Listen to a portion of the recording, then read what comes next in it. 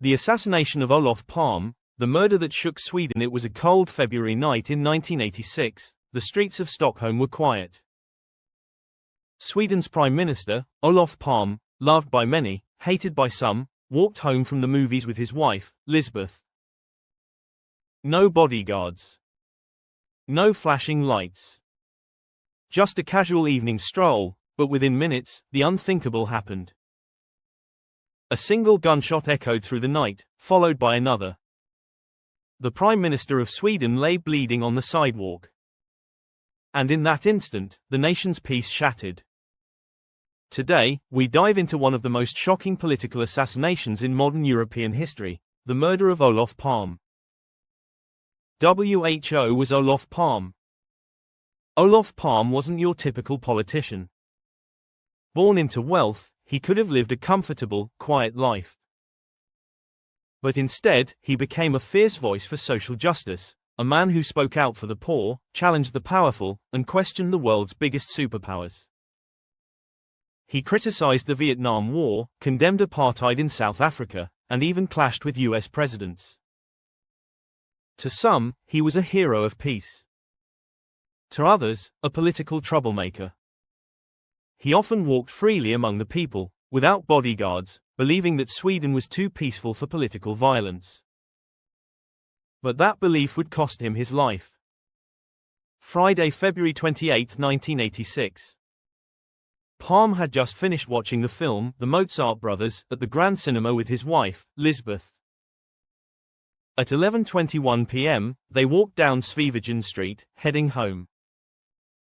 A man in a dark coat followed them.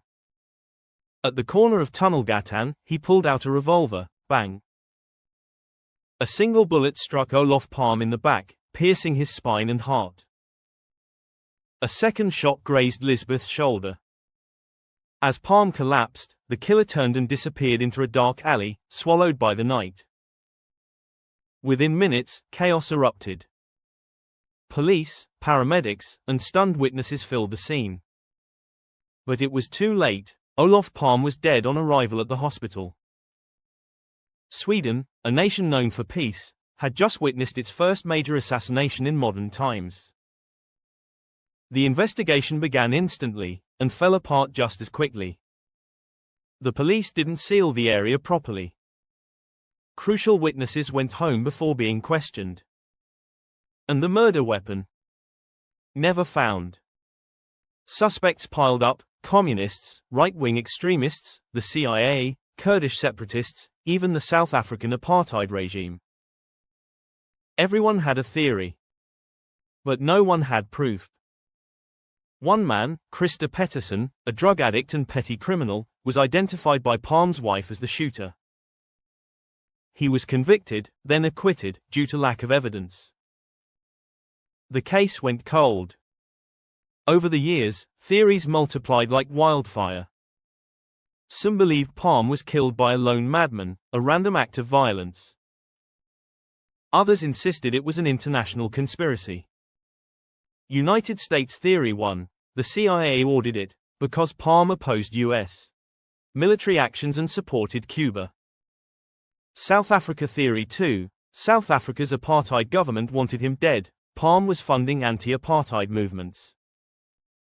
Sweden Theory 3, a secret group within Sweden's own police or military carried it out, men who despised Palme's socialist ideals. The deeper investigators dug, the darker it became. Files went missing. Witnesses contradicted each other. And the killer? Still a ghost. For decades, the murder haunted Sweden's national conscience. It wasn't just a crime, it was a wound that refused to heal. In 2020, more than 30 years later, Swedish prosecutors made a stunning announcement. They named a new suspect, Stig Engstrom, known as the Skandia Man. Engstrom had been near the crime scene that night, working at an office building close by.